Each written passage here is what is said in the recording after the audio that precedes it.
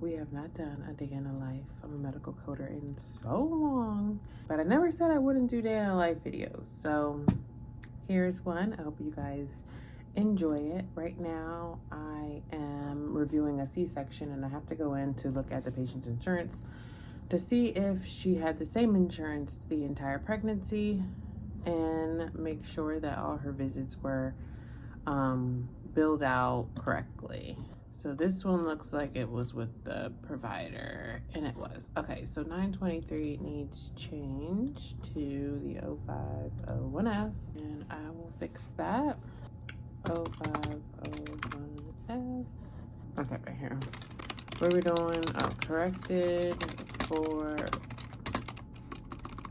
initial exam. Okay, copy that in case I have to put it somewhere else. All right, so now the delivery code that I'm going to be billing, since we provided her entire pregnancy or provided care for her entire pregnancy, I'm going to be billing 59510. This was a regular cesarean delivery. Cesarean delivery review. I can go ahead and bill that out. I already did like some outpatient surgeries. Okay, so a lot of you, alrighty, so just to kind of give you guys a refresher, I am an OB-GYN medical coder, so I code procedures and hospital visits for OB-GYN providers. I don't do any other specialty. I do review procedures for neonatology and peds hospitalists, but literally the procedures that I review are like circumcisions. Even my OB providers do those as well. But circumcisions, I sometimes have to bill for intubations if the baby is lacking oxygen and has to be intubated in the delivery room. What else do I code? Those really are like the only two. Oh, we do hearing tests as well. But any of like procedures that are done in the NICU, you usually don't bill for any other procedures that are done in the NICU because those are high level ENMs. Except for if the baby has to be in one of those cooling, what is it? Is it like something they put on their head, I think? I forget the code. It might be like 99184, maybe 99184. Yes, I'm good.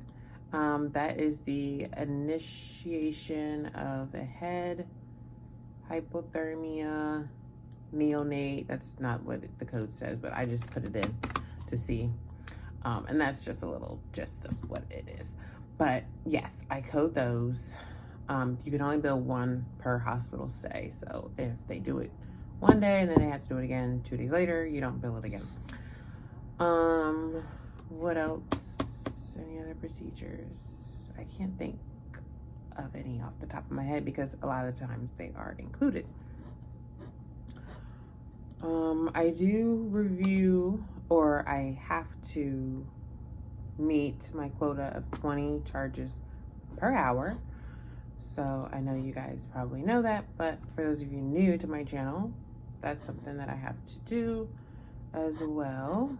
I have weekly meetings with my team in case we have to like discuss coding questions with each other and maybe I couldn't figure out a surgery or something. I have my other teammates that are OB-GYN and we bring those to our teams meeting and then we'll like screen share and show each other like our notes and things we have questions with. Goodness, my hair is looking a mess. I feel like this is just all repetitive, but I have to understand that, you know, you get new people every day and they don't know. So yeah, but I'm sure my OGs are like, yeah, we know. Yeah, so I'm looking at a circumcision right now. I went from saying C-section to cesarean, but no, I'm looking at a circumcision. So let me get my codes, Z41.2 and 54150. Obviously I can't share my screen, So let me just read over this. Okay, and I need to get my billing provider. So let me see who would be the billing provider for this day. And I have to put a modifier on that E&M that was billed on the same day. Reviewed procedure. So they're billing an E&M for the admit for the baby. And actually, no, they would not do the circumcision on the same day. So I have to go back and look at that note again because they probably have the wrong date. So let me change the date to 5/4. See if there was an E&M on this day. The discharge. Okay, so on the discharge, I have to add modifier 25. Modifier 25, comment, add modifier 25.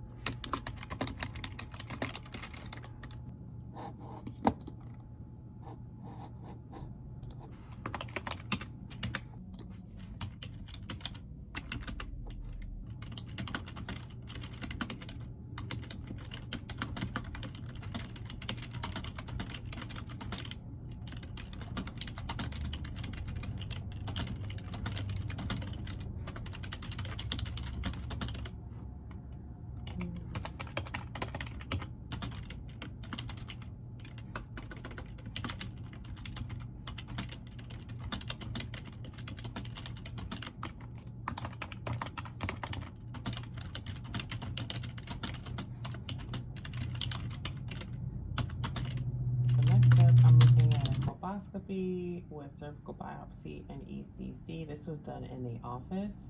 So this is the reason why the patient came in. So I'm not going to be billing an E&M service with it. I'm looking over the documentation here. I'm going to scroll down here and look for pathology, which is over here. And we have high-grade squamous intraepithelial lesion, which is SIN 2 through SIN 3.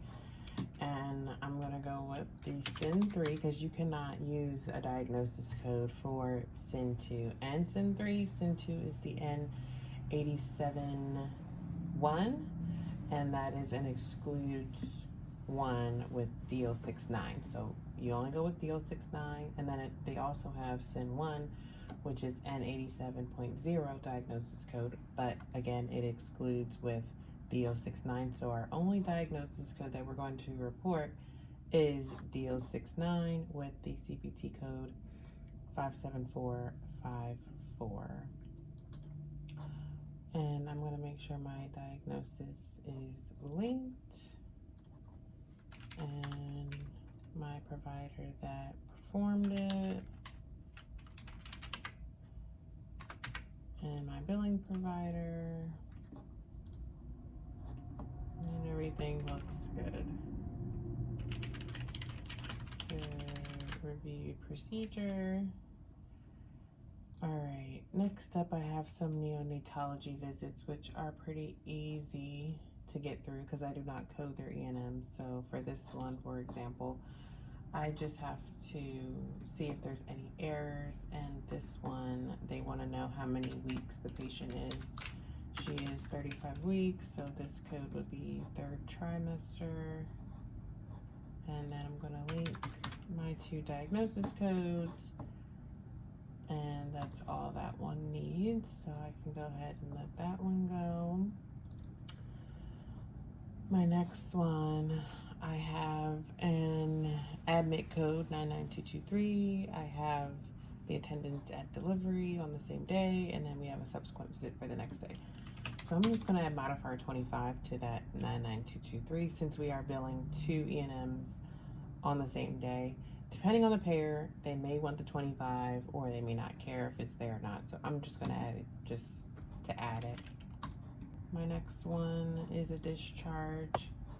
Again, make sure there's no errors, which there isn't. So I will go ahead and push this one out. We have colposcopy of the vagina with a biopsy. So I think there actually is a code for HPV on the vagina. Let me look it up.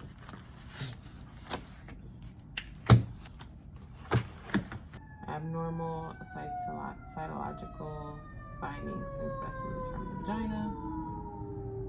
Vaginal high risk HPV DNA test positive R87-811.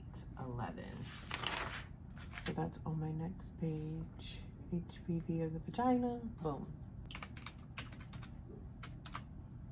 And then I'll go ahead and link that one to my diagnosis. And this one. Reviewed procedure. I can go ahead and send that one out. So now we have an office visit and an endometrial biopsy. So my provider is billing an E&M and a biopsy. And literally all he has is documentation for the biopsy. No other information. So unfortunately, if the patient comes in just for the biopsy or any type of procedure, you usually aren't billing an E&M unless there is another issue that you are addressing, or if this was like a new office visit, a new patient, you can bill an E&M and the procedure.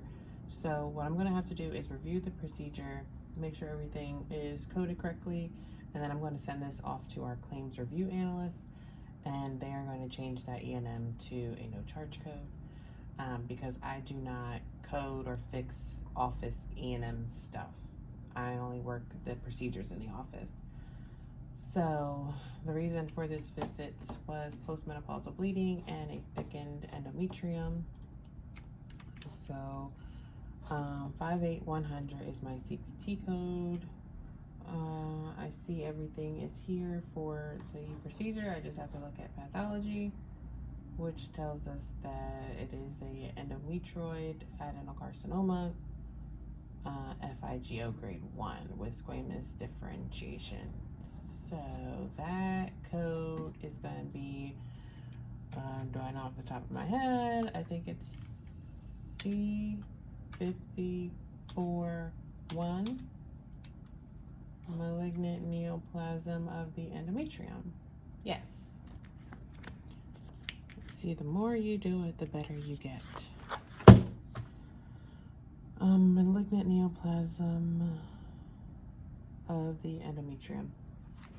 Okay, so let's say you need to work backwards and you want to go to adenocarcinoma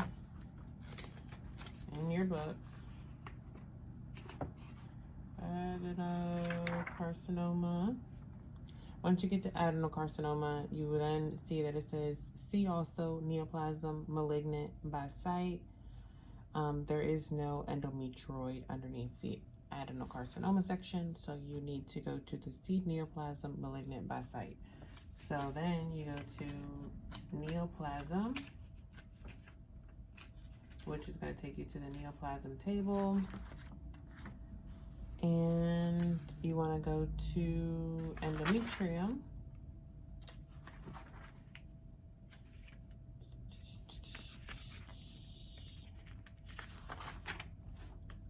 Which is over here, is it? Yes.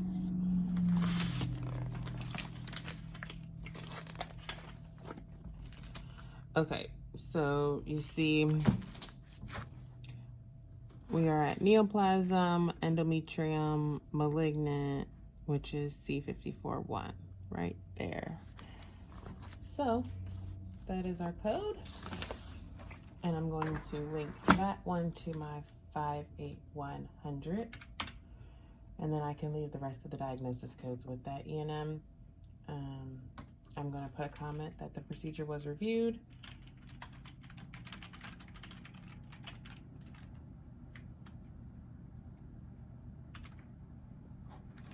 and then I'm going to go ahead and transfer it out of my work queue. Please review E&M level. No supporting documentation. Procedure ready to be resubmitted. And we're done with that one.